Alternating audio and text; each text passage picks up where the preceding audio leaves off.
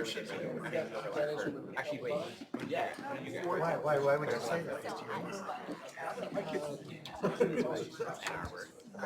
Good evening, everyone. Welcome to the Future of Public Housing. I'm Jen Malinsky, a senior researcher at the Joint Center for Housing Studies, and we're so pleased to host this event tonight and to have you all here and to have gotten together such a wonderful panel. This event in some ways was a long time in the making, and the genesis of it really is that my students in the housing class that I co-teach every year have had a lot of questions about public housing that I haven't been able to answer. And then it occurred to me that I have the perfect resource in Tom Davis, who I've known for a very long time now. We met in grad school in 1993, I think it was. So Tom and I have been friends for a long time, and I've sent some students his way, but I was really also looking for an opportunity to bring him here to be able to speak with all of you. And in addition to Tom, we have a wonderful panel with deep expertise in public housing and in the needs it has these days. So as students know and have shown to me in my class that this topic is very important. The nation as a whole, it has an insufficient supply of affordable housing to begin with, and yet we're losing housing units every year in public housing because of the needs that these have that for investment. So tonight's panel will explore one of the programs we have in place to address these needs, the Rental Assistance Demonstration, or the RAD program, but also other ideas as well. And we're fortunate to have such a panel with deep expertise to talk about the needs, the solutions, and how different solutions affect the residents who are living in the buildings undergoing investment. And we're also very fortunate to have Rachel Bratt as our moderator tonight. Rachel is a senior research fellow at the Joint Center and professor emerita at the Department of Urban and Environmental Policy and Planning at Tufts. And so she's going to introduce the panel, and I'll turn it over to her. Thanks very much, Jen. Now the question is, can you hear me without the microphone? Yes. Yes. If you need a microphone, we do have them. So thanks for coming tonight. And I know this is a busy time of the semester for students, and it's a busy time in general. And thanks to this panel for being here, and I'll introduce them in a minute. Thanks to the Joint Center for hosting this, Chris Herbert and his amazing leadership, and to Jen and to David Woodrow for putting this together. So thanks to all. I'm delighted to introduce Tom Davis as our first speaker, but I'll just read a quick bio on Tom. He's the Director, Office of Recapitalization from the Department of Housing and Urban Development in Washington, so he's our man from HUD, and thank you, Tom. Deb Goddard will not be the next speaker, but she's the next in the row, so I'm introducing Deb next. Many of you know Deb because she spent most of her career as one of us up here in Massachusetts. And she's had more jobs of high level and impressive nature than I can even count, but about 7 years at the Boston Housing Authority, do I have that right? And currently she's down in New York at the New York City Housing Authority. She's the executive vice president for capital projects from the New York City Housing Authority. And then next is Jean Hannon and Ethel Delgado, who are representing the Cambridge Housing Authority, the lived experience of residents living in Cambridge public housing and living with and through and between, and I don't know all the phrases. Before and after RAD, radicalizing RAD or something. And each one has played major leadership roles in tenant organizations in their developments. So as the moderator, I'm going to take the privilege of talking to you directly for a few minutes before I pass it over to Tom. This is because I just can't resist having a few minutes to share with you some images, some thoughts about public housing, many of which you already know, but I'm just going to share with you some of my feelings. First of all, we know that public housing is an incredibly important resource. It has about 1.1 million units at this point. It's home to about 2 million people. The population served by public housing is typically a population that does not have lots of options or any options on the private rental market. So this is a very important resource for large numbers of people and for many people who would love to gain access to that resource who can't get in because there's simply not enough housing for them. Many aspects of the program's original design, and this is what I want to talk to you about for a few minutes today, many aspects of the original program that was enacted in 1937 have been haunting us for decades. So the problems that we'll be talking about in a few minutes are not new, and they didn't just happen. They have been with us literally for decades, almost you could say from the inception of the program since 1937. The seeds of the problems were planted in the original legislation, and then we have been, as public policy people and government people, have been trying to deal with the implications of the flaws of the original program for decades. And the most recent iteration of that kind of Band-Aid or fix is the rental assistance demonstration. But just to go through very quickly a few of the big points about the history of public housing. Public housing came in 1937. It came at the tail end of the Depression. It was one of the last major initiatives that dealt with housing under the presidency of FDR. FDR himself wasn't so excited about the program. The report was that he had to be coaxed to support it, but he eventually went on board with it. But there was a lot of opposition to the program, particularly from the private real estate and home building industries, who felt from the outset that this was going to compete with the private market, and they didn't like it. And as a result, they engendered a lot of opposition through the communities where public housing was being proposed. And invariably, or often, public housing ended up being sited in some of the less desirable locations in cities, in areas that were isolated from neighborhoods. Now, that's not true of every place, and there are plenty of examples in Cambridge where that's not true. But across the country, there are many, many examples where public housing ended up being placed on some of the less desirable lots. Also, the design of public housing, the original public housing, was noticeably not to compete with the private rental sector. It looked different, and it was different in design, and the redesign of public housing has been something that policymakers and government officials have been dealing with through the decades. How do you make it look better? As opposed, in addition to how do you make it work better? And another part of the public housing program from the outset that was neglected was there was no focus on resident services. There was an assumption, or even, if not even an assumption, that just build the housing and that'll be enough. And to some extent, in the early days, it might have been enough, or almost enough. But as time went on, as a population moved in that was poorer and had fewer resources of their own, the need for resident services became apparent, that just providing housing wasn't going to be enough. And then we, in 1990, I think it was, we created something called the Family Self-Sufficiency Program. Again, another federal fix to try to deal with an original problem that wasn't, an original issue that wasn't part of the original legislation. But family self-sufficiency only provided the skimpiest of resources for coordination of services. It didn't, for the most part, provide actual funding for the services themselves. So there are just two more points I want to make before I hand it over to Tom. The third point is, the third area where I think the federal legislation was woefully lacking was in the area of operating reserves, operating expenses. The original funding formula of public housing was a capital grant. The federal government paid the debt service, the interest and principal on the loan to build the buildings. But it did not provide ongoing subsidy for operations. Operations was supposed to come from rents. Well, theoretically, that might have worked for a while. It did probably work for a while. But as what was called the submerged middle class, the original populations of people who moved in, as the original group of people who moved out and were replaced by a lower income group, little by little, it became clear that the older buildings needing repairs, the operating reserves, operating income was not going to be sufficient to cover the cost the running the housing. And again, the buildings were getting older.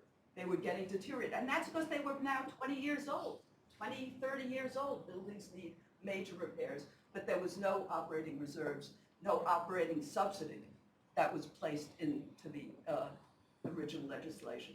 We then, decades later, got something called Brooke Amendments, which capped the amount of money that residents would have to pay for rent, and at the same time also provided operating subsidies to close some of that gap. But that wasn't until the late 60s, early 70s. And a lot of these buildings were now 20, 30 years old, dealing with backlogs of repairs that had gone undone. And the fourth point I want to make is along the same lines, that along with not having operating reserves, there weren't capital reserves for replacement, for renovations, for deep subsidies, for really doing major renovations of the buildings beyond just the day-to-day operations. The lack of that kind of subsidy in the original legislation is something that we've been grappling with dealing with the Hope 6 program, the Choice Neighborhoods program, are all efforts to deal with the lack of good mechanisms, good subsidies, good ways to redevelop the public housing so it can be safeguarded for the next many generations of households. So the rental assistance demonstration is kind of the new kid on the block. It's not even that new anymore. It's about 7 years old. 7 years old. 2012. Okay, 7 years old now. And this is the latest federal initiative to try to deal with this major problem of no capital or little capital subsidy for public housing. One estimate is that there's over a $50 billion backlog of capital needs right now in the public housing stock across the country. That's a daunting figure. So Tom is here to tell us how it's all going to work and what Washington is going to do to help plug up these gaps through the RAD program. What's working, Tom? How's it going? Working on it. Well, thanks for having me here. I was so glad when Jen reached out. It's kind of fun to actually be working on something professionally as opposed to personal. So I wanted to start with a little bit about RAD itself, because RAD is sort of several programs mushed into one, and the public housing piece is part of it. So RAD fundamentally is a demonstration of what can be done by moving housing from some other regulatory platform to the Section 8 platform. And the public housing platform is the biggest piece of it, but there are 5 other programs that can participate in RAD moving from those other programs to the Section 8 platform. And folks sometimes get the fact that RAD has these 2 components, the public housing component, which is the biggest piece, and the 5 smaller programs, which are often referred to collectively as component 2. People sometimes mush them together, and because the programs, the origin regulatory platform is very different in each case, the rules are different, and how RAD works is different in each case. So just want to put a little bit of a pin to remember that there is RAD component 2. Not everything that you hear as RAD is about public housing. But public housing is what we're talking about today. So a public housing unit, when it goes through RAD, it has this moment of conversion from public housing to the Section 8 platform, and can convert to either project-based vouchers or project-based rental assistance, which are 2 different flavors of Section 8. From the resident point of view, they're fairly similar. From the administrative point of view, they're a little more different, but it is a choice that each housing authority can make as they are going through the RAD process. So just wanted to sort of give that very basic description of RAD before diving in a little more to what are the options that are available for public housing today. So there are a lot of different tools that exist in the HUD rules and regulations for repositioning public housing. And they all have different implications But in terms of a public housing portfolio, what are some of the things that people are thinking about? Well, one is, these are the considerations I've listed on the screen. One is the goal project-based assistance, a physical building that is assisted, or is it moving more towards tenant-based mobile assistance? What's the functionality of the building? Are we talking about teeny tiny units that have doors that are 24 inches wide that you can't actually get through with furniture, or no accessibility, are they functionally what we should be providing today? What kind of condition are they in? Rachel mentioned the backlog. Estimates vary, but I think $50 billion is a pretty sort of middle of the range estimate for the backlog. And that's just stuff that needs to be fixed today, not modernizing, not improving the property to today's standards, not wiring it for the level of electrical use that we use today, not anything else, just repairing what is past the useful life of the building component is that $50 billion number. That's depressing. Yeah, that doesn't count.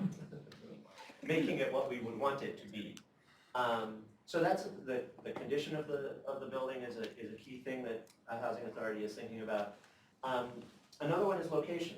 As Rachel mentioned, a lot of the public housing when it was first built was built in places that are not great for residential uses. Some of them have become great for residential uses, like outside Pittsburgh. The public housing was all built on the hilltops where the air quality was horrible. And now that as Pittsburgh has stopped producing such steel in such a environmentally messy way, the public housing sites all have great views. So those are not quite so bad anymore. But others are right up against industrial uses, are separated out from residential uses. There's one site that I often use as an example that is a triangular site surrounded on all three sides by highways, which would be great if you were doing a warehouse transfer facility. Not so great if you're trying to have a community of folks with easy access to schools and doctor's appointments and grocery stores. So location is often a problem. And then there's the financial sustainability. In addition to some of the issues that Rachel has mentioned, public housing, the way public housing is funded every year is they roll up, and I'm oversimplifying a bit, but they roll up what the housing authorities need, and then presidents of all parties fold that into their budgets and often shave it down a little bit because they need to make their budget proposal pass balance. And then they send the proposal up to Congress, and Congress may shave it down a little bit more. And quite often, the end result is what we refer to as the proration. And the proration of what public housing gets ranges from, sometimes it's as low as in the 80%, high 80%. Sometimes it gets close to 100%. But this is a pattern that's a 30-year pattern of shorting what public housing needs to operate. Sometimes it's kind of amazing that the housing authorities have these buildings functional at all, given what the housing authorities have been asked to do with one hand tied behind their back for 30, 40 years. And then the final thing that housing authorities are often needing to think about as they are thinking about repositioning their portfolio and sort of looking forward is what is the agency's business model, and how does a RAD conversion change how they approach the work of the agency. As a very simplistic example, if you have an agency today that has a mobile voucher program and 700 units of public housing, you are operating under the voucher rules for this part of your agency and under the public housing rules for this part of your agency. If you take all 700 units through RAD and put them onto the Section 8 voucher platform, you have a bunch of people who have expertise in public housing, and you need to be training them to figure out the Section 8 rules. You may also, in the course of that, find that your staffing numbers are not where they need to be. You may find that doing a RAD conversion is triggering a lot of sort of agency-wide strategic planning about what is the agency trying to do and how does the agency need to be best organized to serve its mission going forward. So when thinking about a housing authority portfolio, there are a bunch of these things, these considerations, and as the other side of the slide lists, there are a lot of HUD tools that are out there, all of which have pros and cons to them. So some of them, there are provisions that allow you to convert public housing to home ownership. Well, that's great if you want home ownership, not so good if you want to do rental. There's the voluntary conversion rules, which are really primarily designed towards shifting from project-based to mobile vouchers.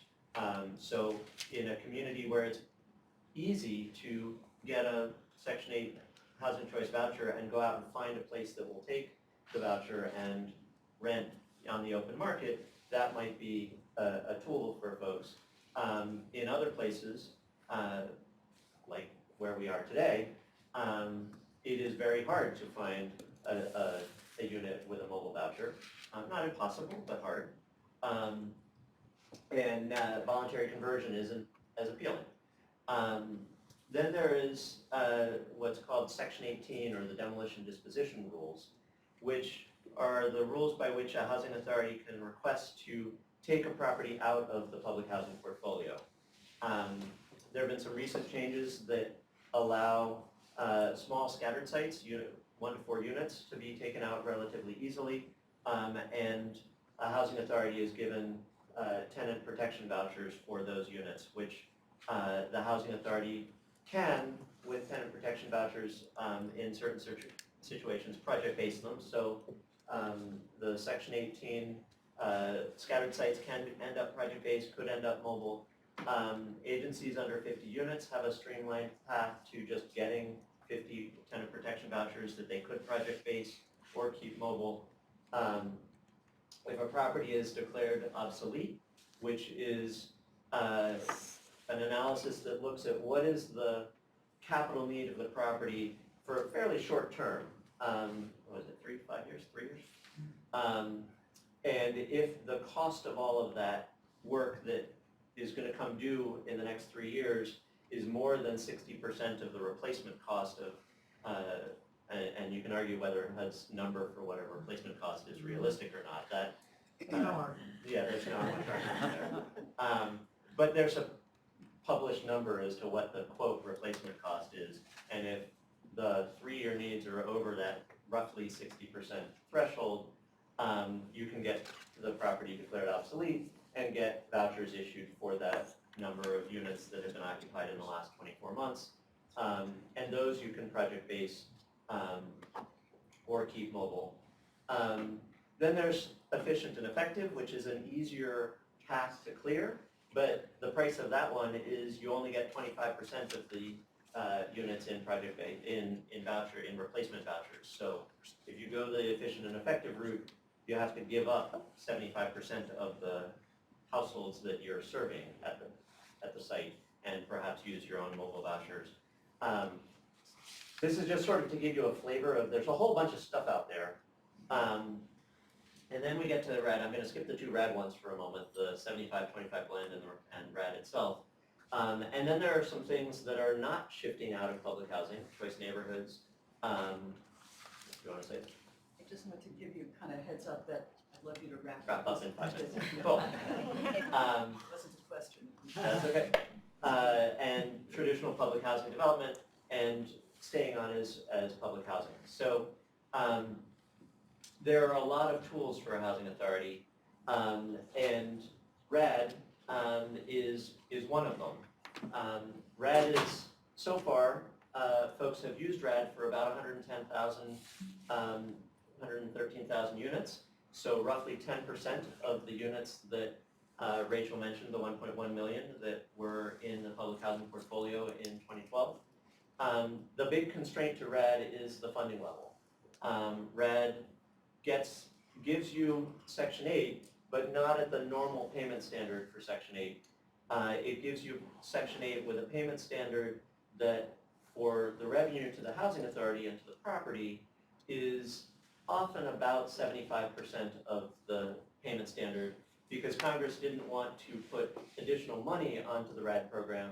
Congress said, see what you can do just switching from one regulatory platform to another with the same money that we're giving you today. And HUD has established that in order to switch to RAD, you need to demonstrate that you can cover the 20-year needs of the property. You can catch up on any backlog.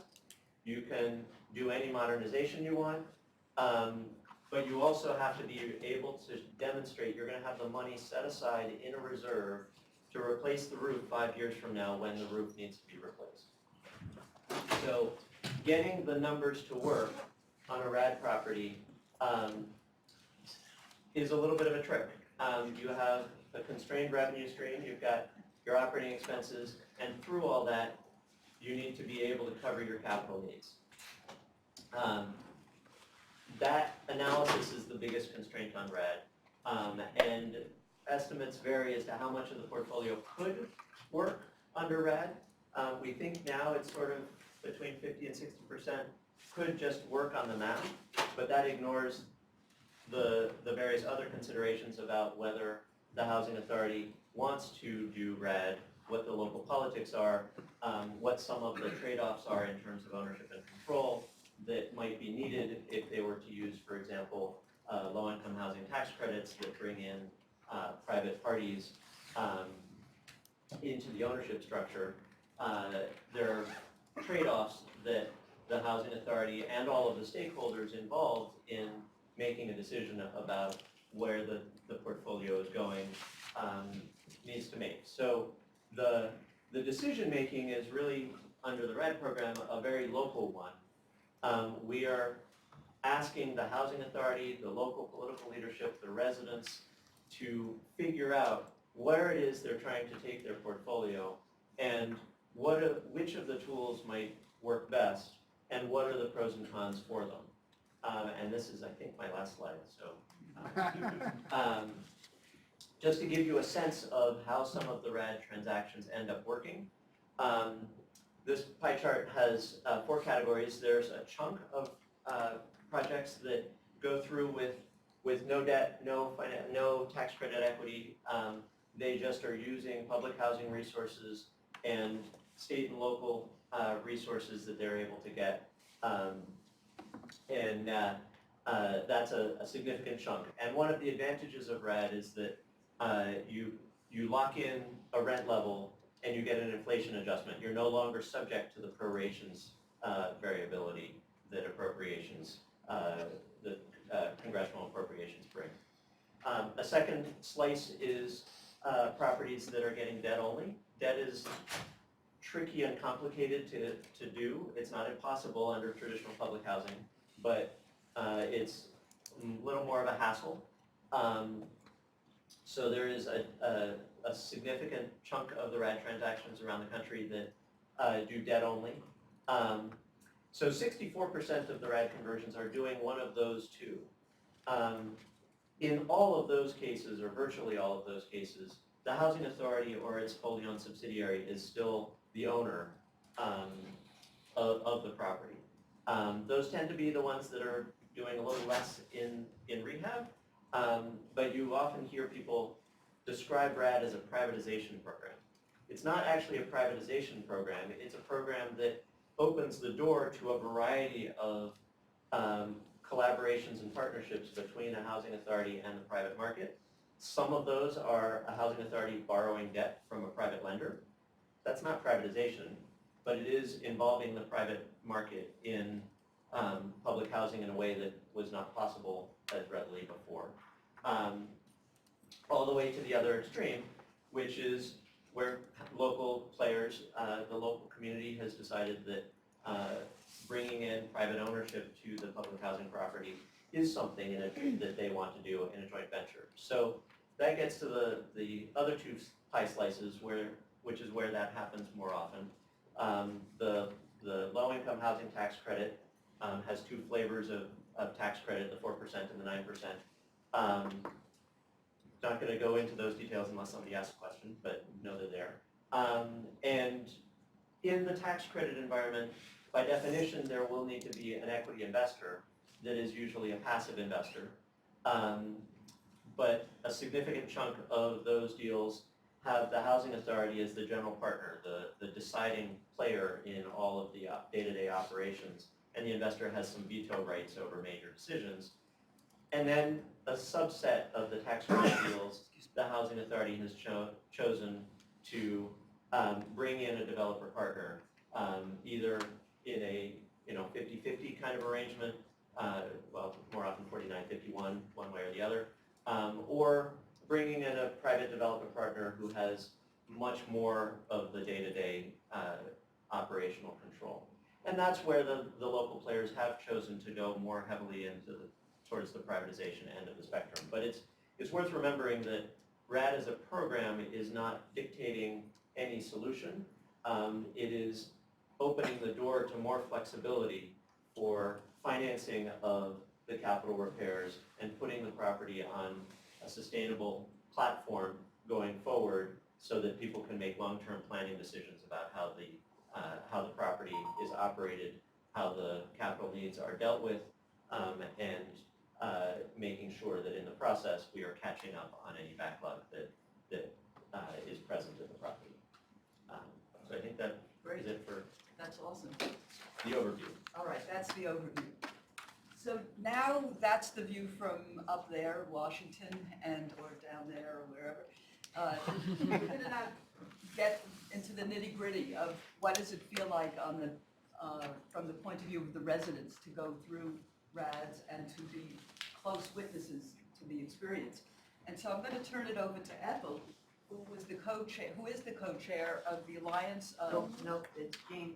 Sorry. It was. I was the previous, I'm not the co-chair anymore. Oh, okay, sorry. The co-chair of the Alliance for Cambridge Tenants.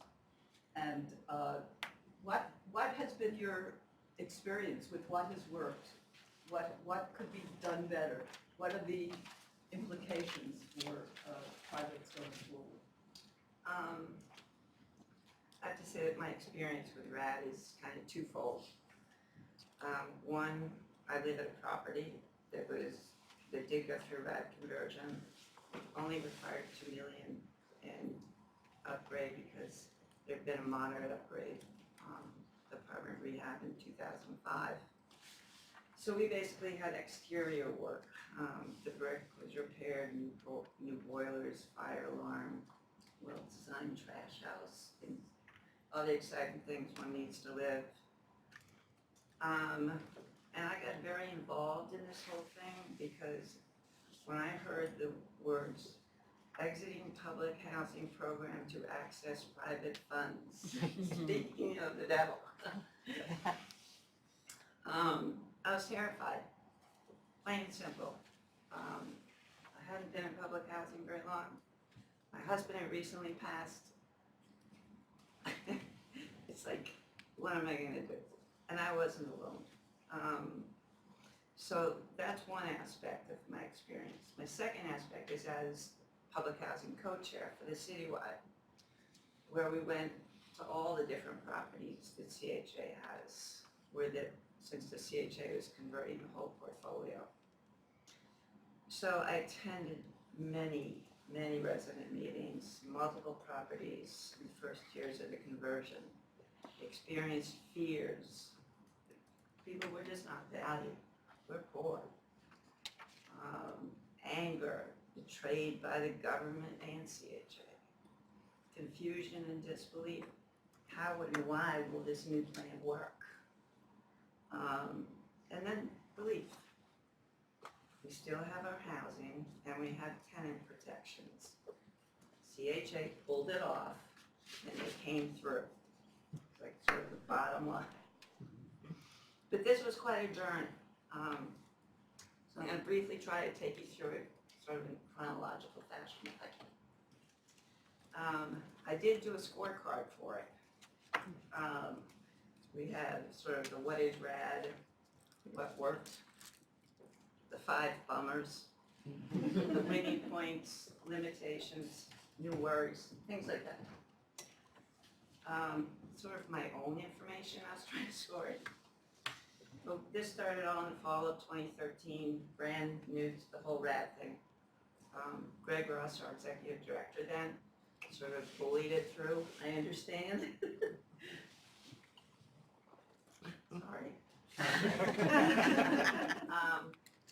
And how it came down to the tenant was the Rad Roadshow, is what we called it.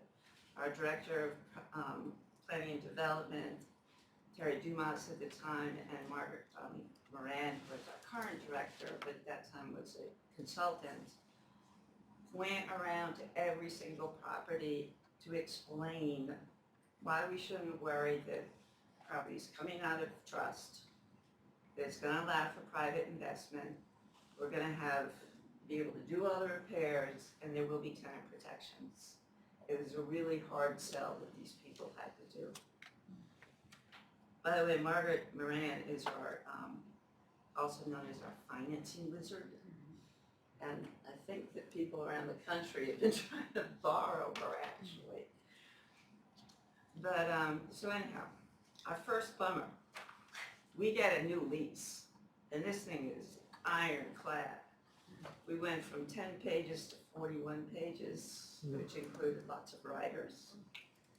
Personally, I believe some of it is unnecessarily harsh in a way to make sure that no tenant gets away with anything possible, like payment on the 15th. What did work? The involvement of the planning and development department with the tenants, with us people. They had well-publicized, frequent, regular resident meetings where tenants were treated respectfully, not talked down to. Interpreters were provided, and the topics were the scope of work and why that work was going to be done, why those things were chosen to be done, and also how tenants will be affected by the construction. They also gave us the HUD's RAD schedule, because RAD puts it, once you start, you're on a clock. Everything has to be done in certain time periods. When mistakes were made, owned up to it, and tried to make it right. That's a big deal. The relocation agreements for 4 of the properties, Ethel's going to get into that, but the negotiations started almost immediately, and when signed and finished, provided reassurances that we would not be displaced because it's a legal binding document that gave tenant rights. My understanding of the process and the policy as much as possible helped alleviate my fears. My role as a co-chair put me in a position where I needed to know this information so I could discuss it with other tenants and try in a somewhat knowledgeable way. In order to do this, it involved many conversations and time with CHA staff, housing advocates, attorneys, and sitting down and reading those policy documents. I'm sorry. I was waiting for that. The second bummer was the private investment by banks. Now they're willing to make loans since HUD will no longer have first right if CHA will default. Big of them, my personal comment. It got us the money. Nobody else was willing to do it. But I still have great reservations about our relationship with Citibank and Wells Fargo. And a couple of years ago, their names were not high on the list of people to know. But again, they're legal documents that define financing.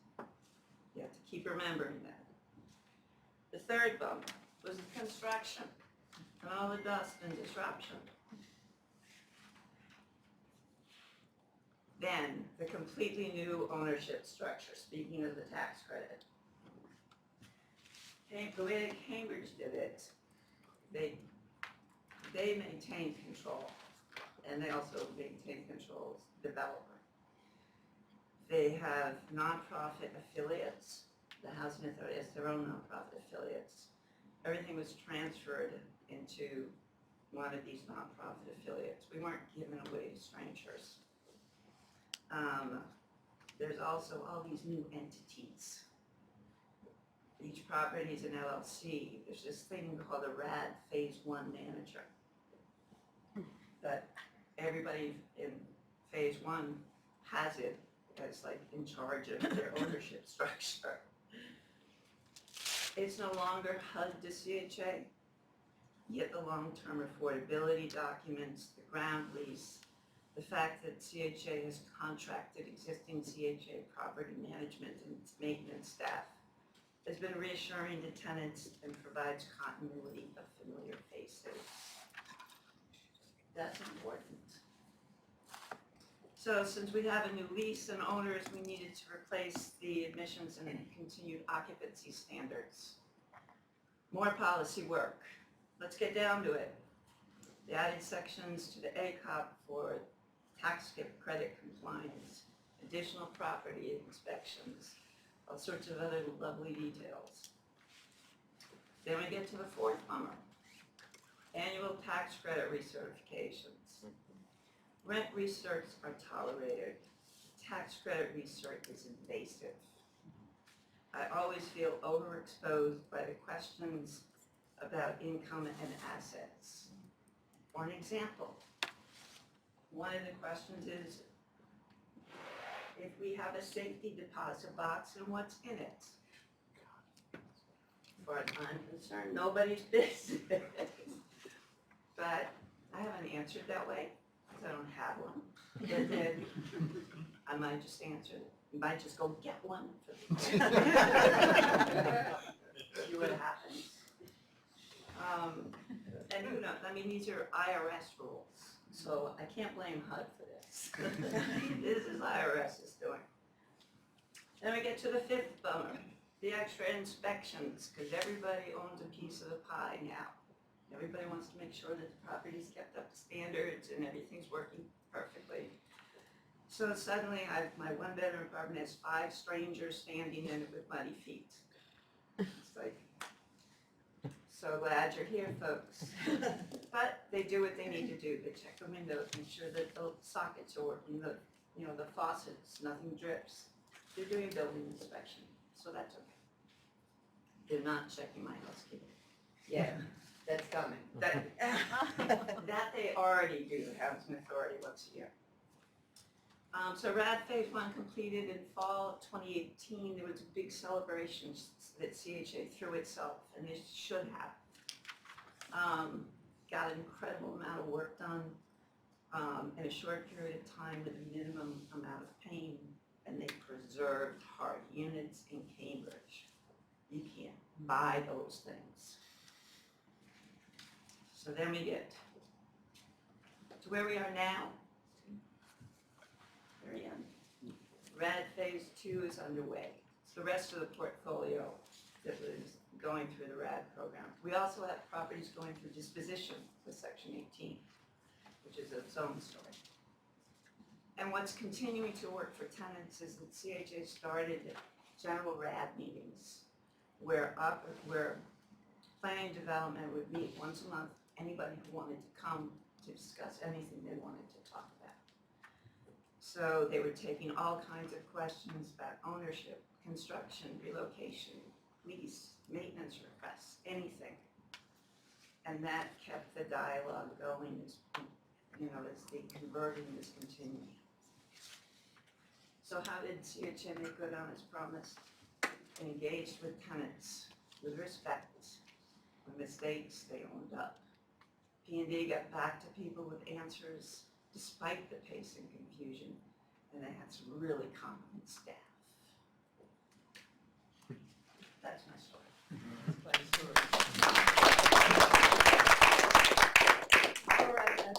over, I just can't help but think that this is all because Congress doesn't appropriate the money to do the job itself, because in the early days of public housing, agencies didn't need a business model.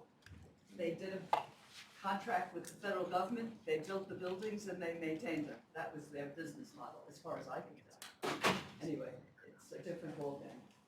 Ethel, what's the experience? You've So, lived through 4 years. My experience is a little bit different from Jean's. Jean's then was with the logistical side. Our building was under construction for 4 years, occupied. They did our building in 4 phases, so the first phase, people who wanted to move off-site could. People who wanted to stay moved into what were motel apartments within. When they finished phase 1, people from phase 2 moved over. If you wanted your same apartment back, you had to move twice. Noise, dust, inconvenience, 1 elevator for 19 floors for almost a year. 200 apartments. So at times we had to share them with construction. Moves, so it wasn't uncommon to wait an hour for an elevator. The good things are working with P&D, planning and development, and the designers. They do listen. At those meetings, they'll show you the diagrams of each existing apartment, what it is, what it can look like, and they do want your input. An example is they were talking about the different kitchens in our building. Not each apartment is identical, but some are. And I kept looking and I kept saying, wait, but that's not what my kitchen looks like. And like, yeah, no, that's not what my kitchen looks like. So I had to take them and show them. They didn't have a copy of my kitchen because it wasn't like this. So they did a plan and I said, that doesn't make any sense. And they, what do you mean? I said, no, you're gonna block the light. I don't wanna cook in there, it's too dark when you leave that thing there. So move this, move that, give us more space. He said, I gotta see it, so I drew it out. I now have what they call Ethel's kitchen. It's all open. I got them to move the refrigerator and cabinets and extend. It's gorgeous. Our building now has central heat and central air we didn't have before. So we don't have 200 apartments with air conditioners sticking out a window ready to fall 19 stories. We don't have pipes breaking because now the plumbing's been completely redone for the first time since the building was built in 1965. So our buildings are awesome. We've got more common usage space now than before. Before we had 9 open patios on the odd floors for residents to go. You could sit out, get the fresh air. Now they're all enclosed with uses, dedicated uses. We went from 5 washing machines and 4 dryers for the whole building. Now we've got 14 washing machines and just as many dryers because there are 3 additional laundry rooms on the patios. We have 2 computer rooms we've never had before. We've got an arts and crafts room we've never had before. We've even got a music room. We've got a game room, and I'm so proud we've got our 8-foot pool table in there that we didn't have before, and they kept telling us we weren't going to get. We kept talking to P&D. We got our 8-foot pool table. The men are ecstatic. Something for them to do. Some of the other things that really worked were we were able to negotiate the relocation agreement with the housing authority. What worked maybe for the first development that went red may not have worked for ours. I think one of the first ones, even yours, is a family development.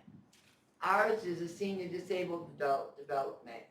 That relocation plan is a step-by-step plan to protect residents and the housing authority. They supplied all the packing materials. They paid the move-ins. If you had stuff that had to go to storage, they took it to storage, paid for it, and returned it when you moved again. They made sure any resident who wanted to move off-site was guaranteed the ability to come back and not have to be rescreened. I don't know what else to say other than, we have what we have. It's wonderful. They were able to increase the number of apartments we have from 199 to 205. That may not be a huge increase, but it's an increase. That's 5 more affordable housing units that are available in the city of Cambridge. That means 5 people who had no place to go or couldn't afford one could now have a place to live.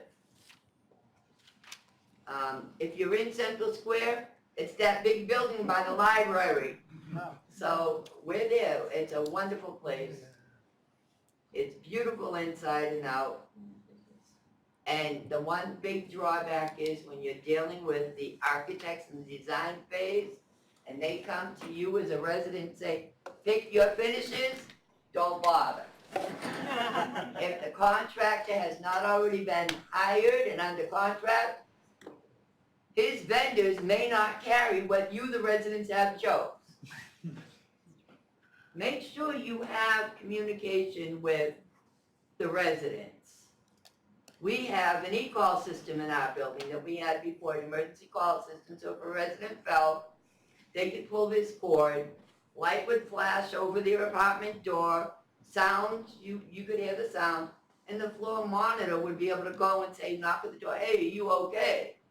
Do I need to call 911 or whatever? During construction of phase 1, guy from P&D comes, knocks on my door, Ethel, isn't it awesome? Come check out the new e-call system. I said, okay. He said, look, it's flashing. I said, I can't hear it. He said, there was no sound before. I said, nope. I lived in the hallway so I could watch every light when it came on. I don't live in a hallway. I live in the apartment. It had sound. They had to do a change order, which cost them money to put one with sound because they didn't bother having that conversation with the residents. That was construction, not P&D. So have the conversation with the residents. Make sure that the communication between construction and the housing authority happens, but more that the housing authority, P&D has conversations with management, who has conversations with residents, because there will be times your residents will be asking questions management has no knowledge of. You go to P&D, I don't know, I'll find out. They go to the person in construction, they get an answer.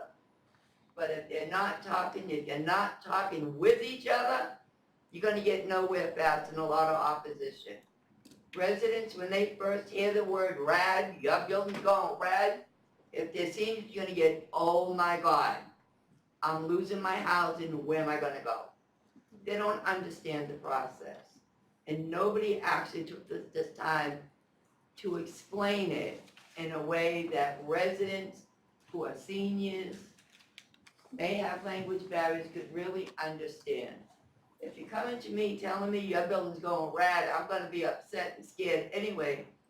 So explain it to me so I can understand it, not in housing authority terminology, please. Thank you. All right. Deb is a staff member of the largest housing authority in the United States. I don't know if it's really 175,000 units, give or take, something like that. That's a lot of housing units that New York City Housing Authority owns and manages and is in control of. So how do you know when to rad and when not to rad? I don't know if rad can be a verb. It is. Are we radding or not radding? How do you know when you see a project, there's a project we can rad and there's a project we shouldn't? How do you distinguish? How do you take all of these messages and figure out what to do? So first I want to step back a little bit, and could you go back to your slide about the options for housing authorities? Just background check. One question had been, do rad or not, generally. And NYCHA was definitely slow to coming to rad, Boston was slow coming to rad, but unlike Cambridge, neither of those housing authorities are moving to work, which made the financing a lot better. We're both in expensive markets, and if all we're doing is taking our public housing operating subsidy and moving it over to a different platform with no more resources, makes it very difficult to get these deals done. That said, I doubt it's $50 billion need in the nation because NYCHA's $32 billion in capital needs just to replace in kind. Just Not- New York. Just NYCHA, yep. Not get more handicapped accessibility, not get larger units. This is the housing, like the long-time housing authorities that was built somewhere between the 30s through the 60s. But when you look at this list about what are the options for housing authorities, RAD stands out along with a couple of the others as one of the real options for preserving the physical housing unit. I exempt the RAD office and Tom from some of my criticism, genuinely. But to me, this demolition or disposition list and the voluntary conversion and the home ownership are all scary to me. I take a look at this list and I don't see a federal agency that's truly wedded to preserving public housing. And I'm gonna get, you can hear it. So we are going RAD. We hope to do 62,000 units over 10 years, but that leaves 110,000 units that still have to be addressed. We're trying to figure that out. We get about 300 million a year at NYCHA up against that $32 billion need. Not unlike most housing authorities, I've always said it's like we have a loan we can't pay the interest on, and the needs get higher and higher every year. But we're working on it. RAD's one part of it.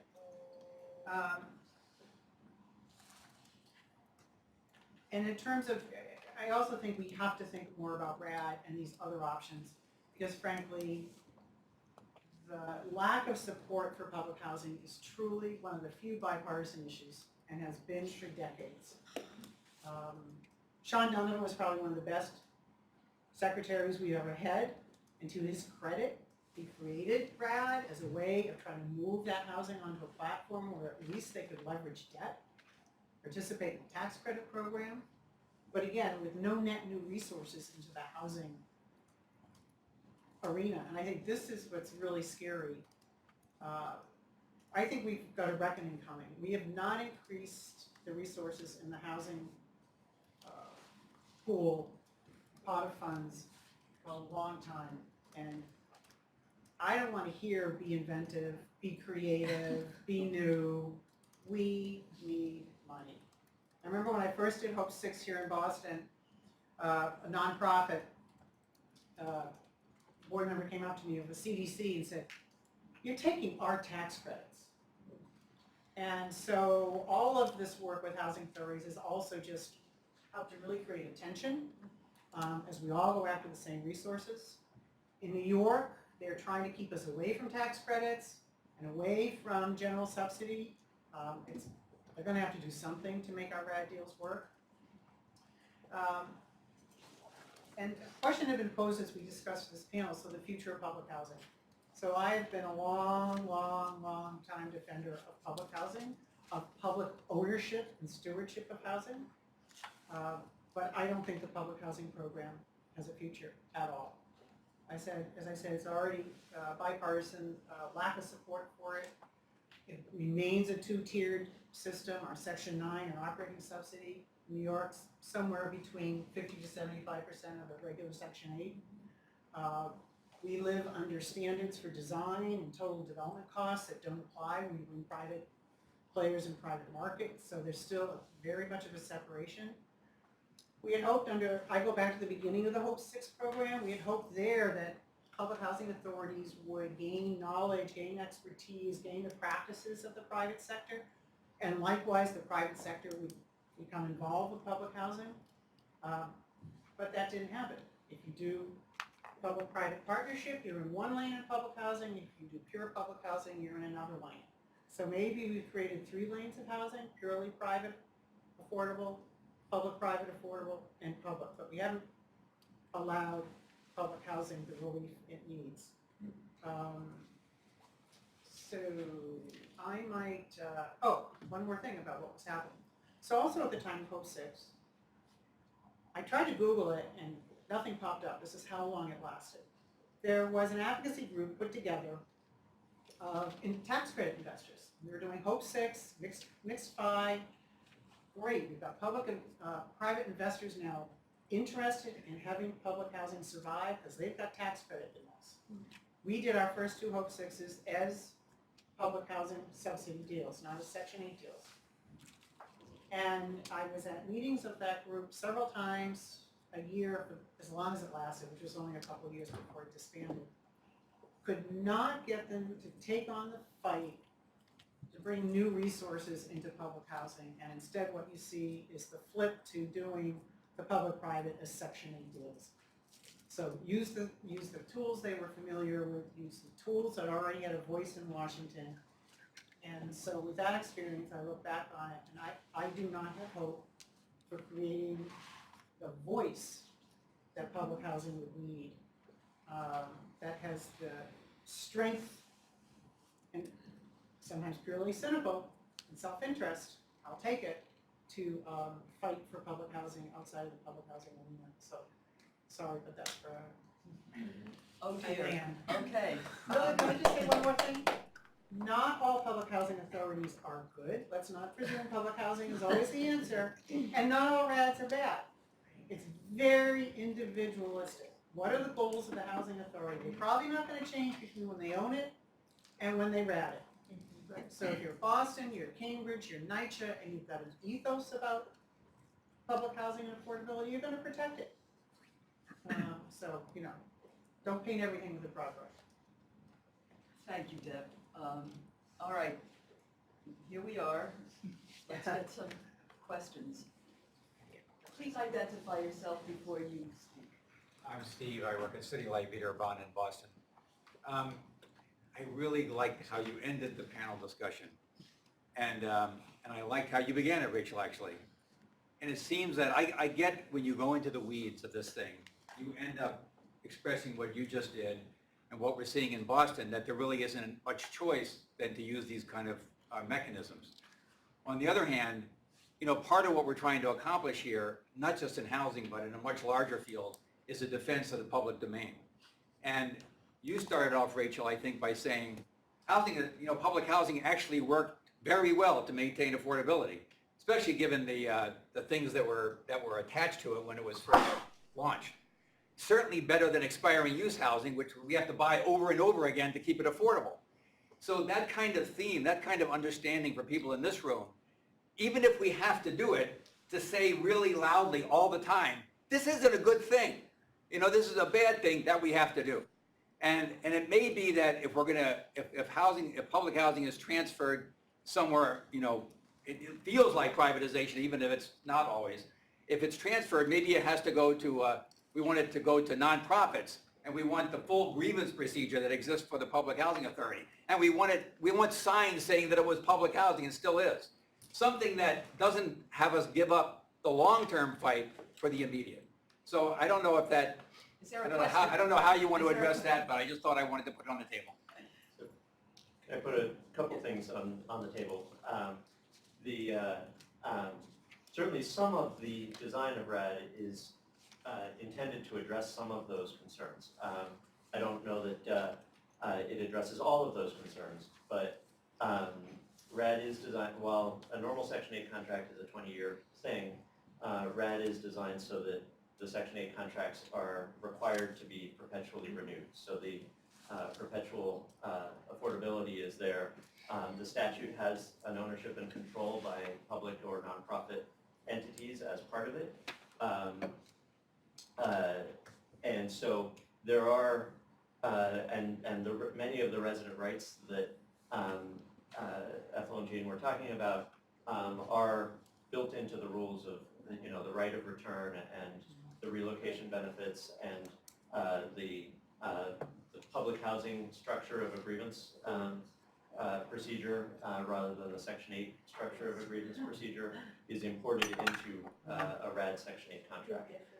So there are some elements of what you're talking about in RAD. It is different. I don't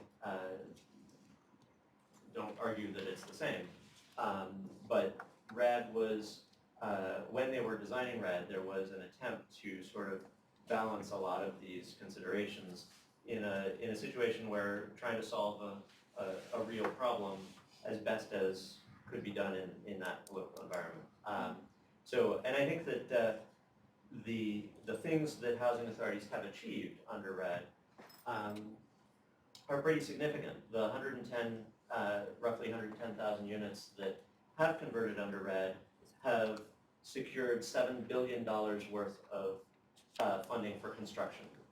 To put that in context, if those 110,000 units had been dependent on the capital funding that comes from Congress every year, it would have taken 46 years to do the work that they've done in the last 5. And that assumes that nothing else breaks in the next 46 years. Let's make sure you identify yourself if you would, and also try to get to the question that you have, because there are a lot of folks. Yes. Hi, my name is Liz Cohen. I'm an historian here at Harvard. I'm an urban historian. I'm not an expert on housing policy. But I have a question about the impact of RAD on what were some of the original objectives of Section 8 vouchers, which I understand, and maybe I don't have a full enough understanding of this, which were an effort to really make it possible for low-income people to live, have more choices about where they live, to partake in better quality services like schools and so forth. Now, I understand that many people had problems getting landlords to accept those vouchers, and RAD may be, and I'd like you to tell me if this is the case, one solution for providing sites where people can actually bring those vouchers. But what about the original objectives of creating more mixed income communities when, in fact, people are going to be living with other low-income people in a Section 8 public housing? Yeah, so there's the project-based rental assistance, which is, as it says, project-based Section 8. And then there's the housing choice voucher system, which is the mobile vouchers that you're talking about. And then I mentioned at the beginning there are the 2 flavors of project-based assistance. The project-based vouchers is sort of a subset of that. RAD is taking what is a project-based property and retaining it as a project-based property. So the number of mobile vouchers is not affected by the RAD conversion. One of the things that RAD does create is a choice mobility option for residents of these properties. In a resident of public housing,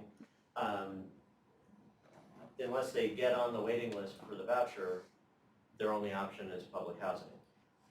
When they convert under RED, they have an ability to ask for and get a mobile voucher either after 1 year or 2 years of residency, depending on which type of Section 8 they're using. Now that unfortunately just displaces somebody else who's on the waiting list from the voucher, but it does mean that there is the ability to go from public housing to a voucher more readily than waiting in the voucher line. It also means there's some accountability, that the residents now have some ability to vote with their feet if the conditions of the property start not being as good as they think it should be, which does sort of have a feedback loop to the housing authority about the condition of the property that they're maintaining. If people start turning back their RAD units in order to, their Section 8 units in order to get a mobile voucher, there is an effort to, through the ability to get the choice mobility and the ability to vote with your feet, to give the residents a little more ability to exercise the kinds of things that you're talking about that were the vision of the voucher program. But unfortunately, RAD does not expand the number of mobile voucher units that are out there. I'd like the next question, if there's a student, are there any students with questions? You're going to get the first one. Thank you. My name is Caroline Young. I'm a Tufts UEP graduate student. I understand that earlier when public housing was created, there's a lot of opposition from the private market. I understand that now this is trying to partner with the private market, but what would you say is the role of the private real estate market within public housing today? Like, is that where a lot of the push against public housing is coming from still, or has that subsided? I think it's benign neglect. Yeah. I mean, if they have a self-interest in being a developer or an investor, they're in. Otherwise, they're nowhere to Do be you think seen. they're for housing vouchers more so than, like Section 8 housing vouchers than No. creating more public housing? Oh, there's no interest in building more public housing. There's interest, I think, in project-based Section 8. I don't think the community is, well, let's start with this. You have to be in favor of multifamily housing in your suburb to be in favor of vouchers. So, We're not gonna get into it. no, I'm just saying, that's where, so I don't think the real estate industry is too interested in vouchers. No.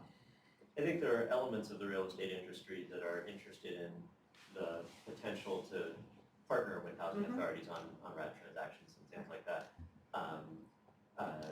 But it's at the edges of the real estate industry. The market real estate industry is so big relative to the group that is interested in that. All right, any other student questions before I go to the general? Okay, then this woman here, and then, Hi, I'm, oh, God. no, I'm sorry. Okay, 1, 2, and then 3. I'm Caitlin Smith. I'm from Economic Mobility Pathways here in Boston. I have two really simple questions, actually. One, does RAD include any kind of people or neighborhood component the way Choice Neighborhoods does? And two, without a crystal ball in front of you, do you see, like, what is the effect RAD is going to have on Choice Neighborhood funding going forward? So recall that Congress didn't give money for RAD for anything. So no, RAD does not have any people or neighborhood elements the way Choice Neighborhoods does. Some agencies, some housing authorities are trying to, incorporate elements of that. And we have had a very small amount of money that we were trying to use to seed a little bit of that. We were given like $1 million to do a little bit of seeding of that. But there is not any people or neighborhood pieces like Choice Neighborhoods. Some of the Choice Neighborhoods conversions now are using Choice and RAD simultaneously. I don't know that I have a crystal ball in terms of what Choice Neighborhoods funding is likely to be going forward. I just know that the flexibility that RAD is bringing is some Choice Neighborhoods implementations are finding RAD a useful tool as part of their package. Gloria Meneses, Boston Housing Authority, and being 32 years of service and looking at different changes. Question is, policy-wise, is there going to be a change on furthering fair housing, the concentration of poverty? Because the change of public housing to project-based, there is a drastic income limits changes. So are there going to be a change, a waiver to increase the income limits for project-based? Because on the Section 8 program, the income levels are way lower. Now you are taking that, there's not much affordable housing in general, no more new affordable housing even for the working class. And for people who may not know, if you have one person in public housing may earn up to $57,000 versus if on a Section 8 you would have to make no more than $35,000 a year. That's a big change. So the housing authorities have to work policies of deconcentrating poverty and furthering fair housing, but you're converting the properties and you're actually decreasing the income levels of people living in the properties. So how is it that that's going to be possible? And what about the rest of the public housing families that at some point, if it continues to convert to project-based and RAD, it means some of these low-income families are not really going to have a place to live. Yeah, I mean, RAD is not a perfect solution. And I just want to say that we are moving where the vast majority of us are senior, and senior with a pension that is a healthy pension, kind of, we won't be able to afford.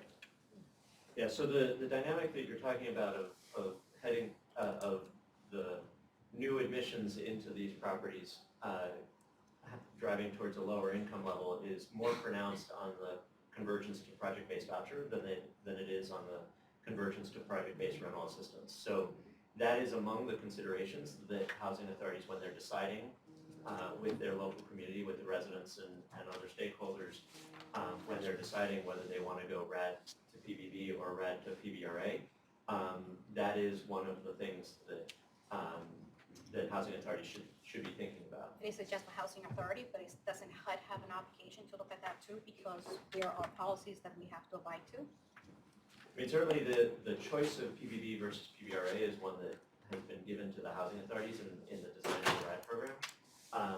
There are a lot of fair housing considerations that are built into the RAD reviews.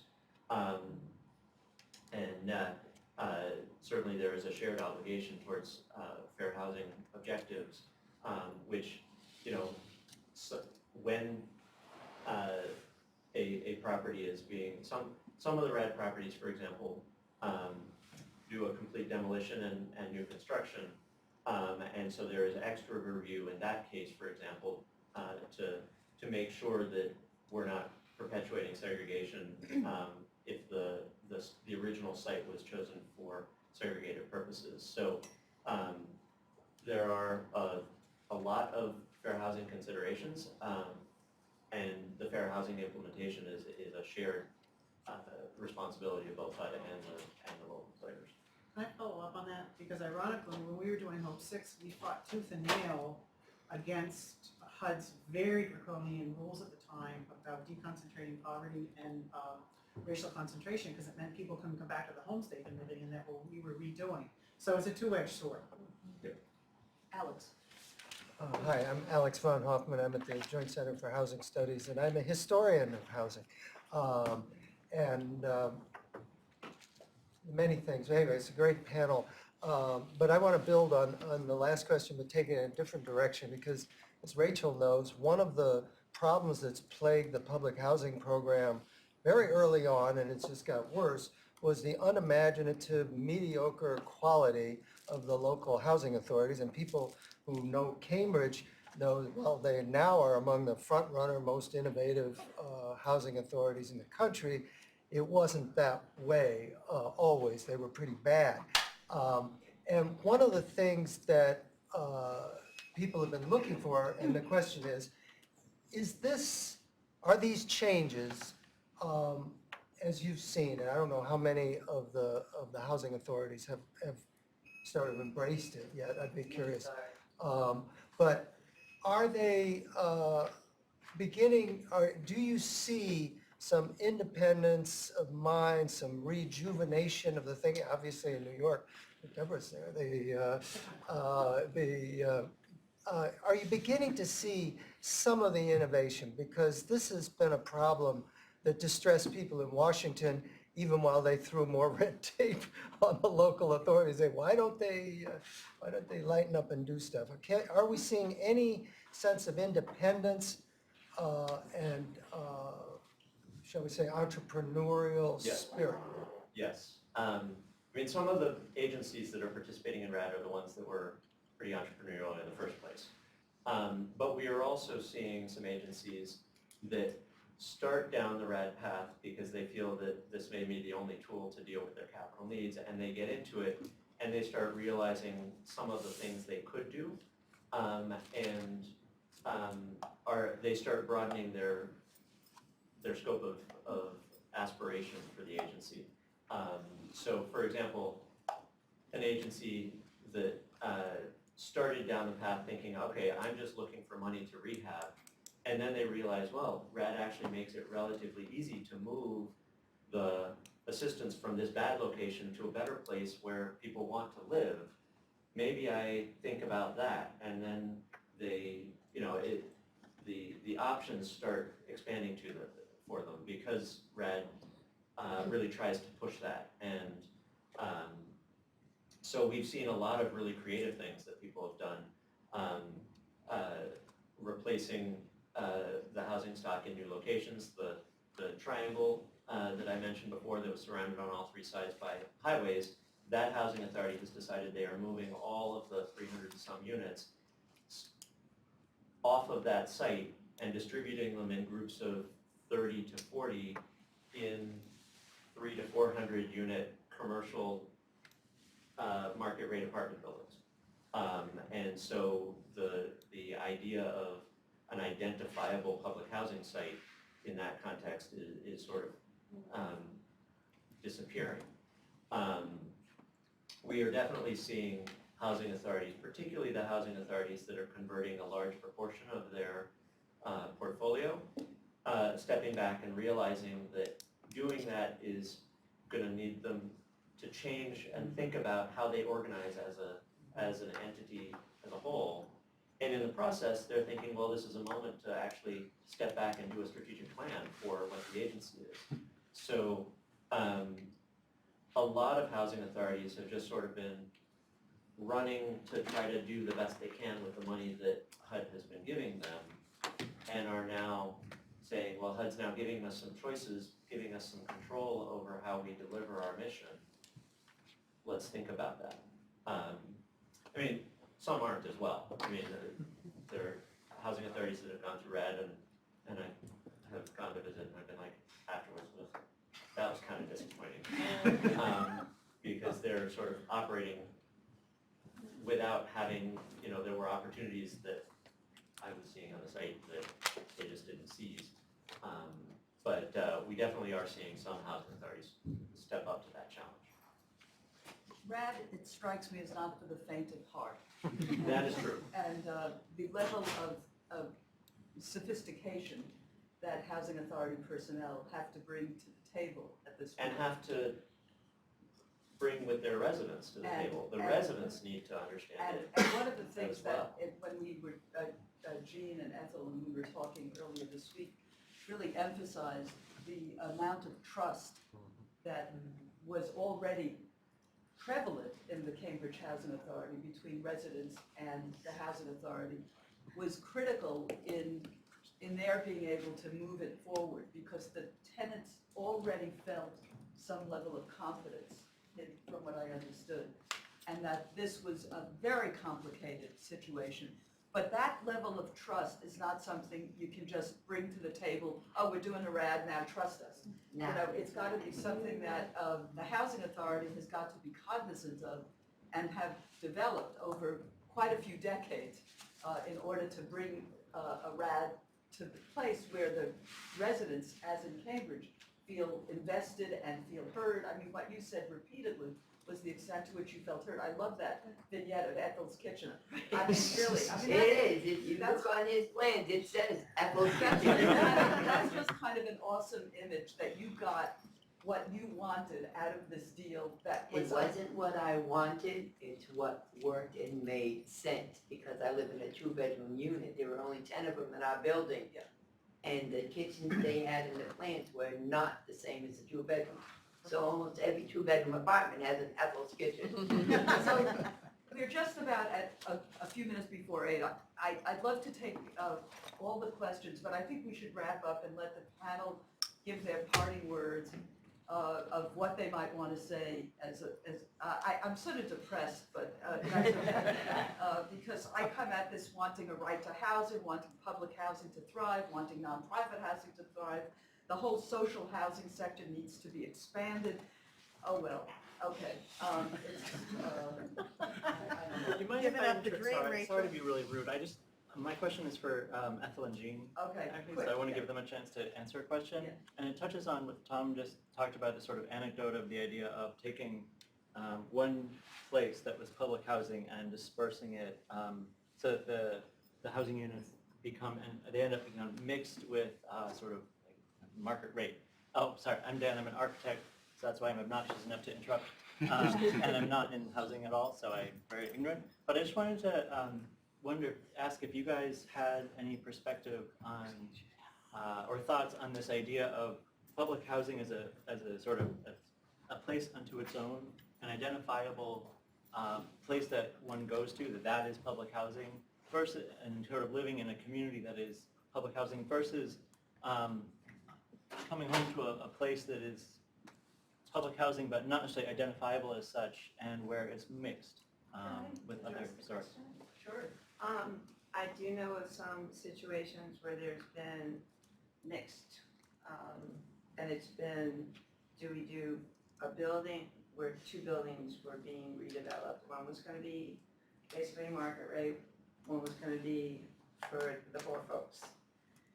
And when the residents were asked which would they want, did they want a mix between the 2 buildings, or did they want to stay by themselves, sort of, or somehow break it into blocks, maybe not the whole building, but as blocks? Most of the tenants wanted to keep a piece of their community together. They were comfortable. They didn't want to be the stranger walking in the door who's the poor person.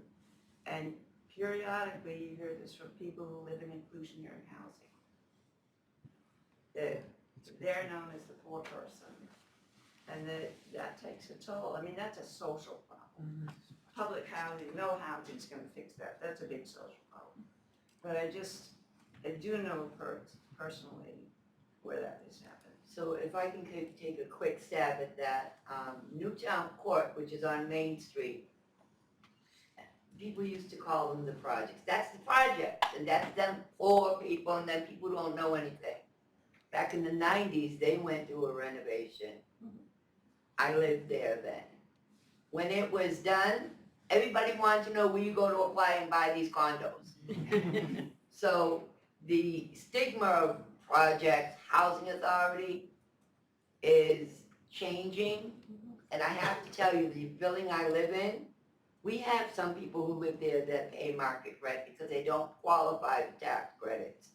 And the stigma of people in housing authorities and poor people who are uneducated, don't go to school, I have to tell you, we are retired professors, physicians, architects, engineers, philosophers, parents, grandparents, teachers, and so on and so forth. So that stigma of housing authority is all a mental, social issue on the individual, because I don't live in a project. I live in an apartment building. It just happens to be managed by the Cambridge Housing Authority.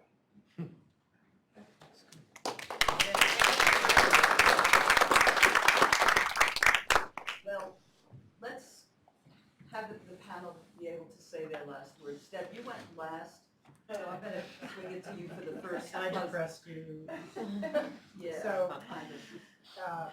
I'm not gonna back away from the fact that I don't think that public housing as public housing is gonna survive. I think we're past that day. I think RAD is a very important tool. I wanna emphasize, not all RADs have to be the same, not all housing authorities are the same. It's about what are the values of that housing authority. If they're the values we want in terms of preserving affordable housing, it's gonna be reflected in their RAD deal. I come back to, we need more money in the housing pie, whether it's for public housing or otherwise. We're not, we've hit the hill. And I think that, I always caution people about that phrase privatization. It spans a whole lot of meaning. But when you're doing it with when you're doing a RAD or a public-private or whatever with a housing authority that cares about protecting the affordability, and you're generally going to see a ground lease, and you're going to see the housing authority as part of the ownership entity, you're going to see some checks and balances. It can be done by good housing authorities. It's done very well. And I frankly don't have patience with the argument that it's an expiring use problem, because public housing is beyond expiring use.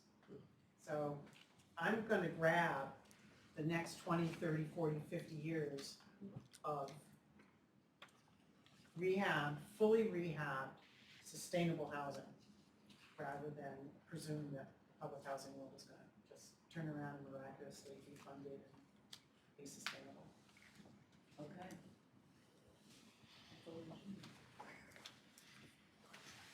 So I guess what I'd like to leave you with is, RAD works for the betterment in most parts. work with the residents. If you have a resident group such as a resident council and you are in the industry and you're working with converting a property, make sure you have the communication with that resident council because they're the ones who are gonna reach out to the rest of the residents. Or that the residents are gonna go to with questions. And if your resident councils don't understand it, your residents will never get it. The other thing is make sure you explain the tax credit issues. We in Cambridge have our rent recertification every 2 years. We go with all of our information and they do our rent for research. Tax credits are every year. So every year you're going to management with your documentation and it has to be within a certain time frame. If you miss it by a day, you start over again. And if you're a housing authority going through the process, please, please, please add the additional staff you need to do that tax credit research stuff. It's a stressor on management to do it without the additional staff, and the residents feel it. A couple of things. I think there are limitations, unfortunately, to RAD. The amount of money that's needed for rehab at this point is so enormous. The Manning, where Ethel lives, one of the ways that CHA was able to swing it is because they're moving to work agency. They could move their money, whereas other housing authorities can't do that. And that was, otherwise it wouldn't have happened. They wouldn't have had the money. The RAD subsidy staying at the public housing level, which has been mentioned several times, is such a disappointment. In Cambridge, it's going about $700 of a RAD subsidy to $1,400 a month for a Section 8. That's a big difference. And what that means is that since that money's not coming in as a subsidy to the property can't be maintained. So I see RAD as like an opportunity to, again, in 15 years, buy more tax credits if the program still exists. And that right now, it was mentioned before too, the low-income housing tax credit depends upon the bonds availability, and there are arguments over the bonds, who gets them. People are at each other's throats. So, and the recent federal tax credit just like gutted the dollar value that you can get. I think it was $1.09 on the dollar that we got for the tax credits at Woodrow. You mean the tax bill? The tax bill, sorry. Yeah, Yes. tax. The tax reform bill. That, we were getting like, I think Wells Fargo paid $1.09 on the dollar because they expected the taxes to go up. And now they're looking at like 80 cents. So that's a big difference. So they gotta rethink the idea of a low-income housing tax credit as being beneficial as a way to help with the capitalization. RAD housing, in my mind, is not public housing. I think it's the saddest thing that we can say about our society, that we have let this opportunity go. But now we've got the nonprofit housing with a public subsidy. And I feel much better. Can I say something positive? There's been a lot of negativity in the room tonight, and I understand it all because federal housing budget has been through HUD has been Could you reduced. identify yourself? I'm sorry, my name is Phil Wright. I'm the Chief Construction Coordinator for the Charlestown Resident Alliance. We have 1,110 units that are being torn down and developed. We are replacing it mixed income with 2,900 units. Great. Everything that you have said about phenomenal ground leases, the BHA has done in spades. They have done an amazing job. They have gone out, they have gotten an organization called Leggett McCall that is committed to replacing all 1,110 units in perpetuity. Boston is doing it right, and I'm here as resident to tell you that we're having a phenomenal experience going demo dispo. Thank you. Yeah, I think that, certainly RAD has its limitations, and a RAD convert primarily being the rent levels.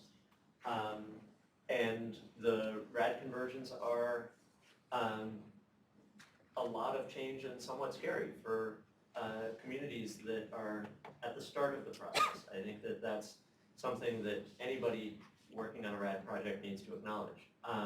But I think that I will end on a more positive note.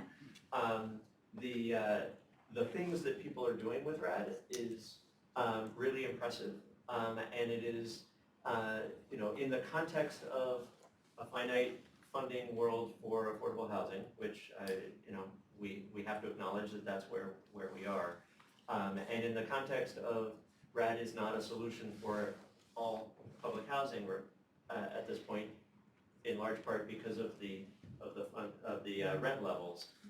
But where RAD does work, people are doing some really impressive things with it, ranging from better sites to new construction to gut rehabs to even more modest rehabs, but in a context where the housing authority is able to design the operating expenses to be putting money away so that they can actually repair the things as they're coming due over the next 20 years. I think that absolutely there is a critique to RAD, and there is a critique to how the affordable housing landscape is being funded. But I think RAD is a really powerful tool. I'm really proud to be associated with it.